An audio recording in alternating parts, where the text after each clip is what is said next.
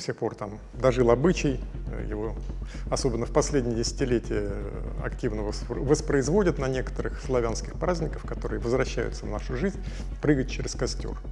Да, на Иван Купала, по-моему, Да, прыгают Иван через Купала. костер, да. Вот. Но вообще этот обычай связан именно вот с погребальным обычаем торпосожжения. Как из сожженного тела душа перелетает в Ирий непосредственно, вот. Также на этих погребальных, ну как сказать, тризнах, как они назывались, да, наступал момент, когда вот разжигался костер, и люди начинали прыгать через костер, символизируя тем самым вот этот неизбежный перелет.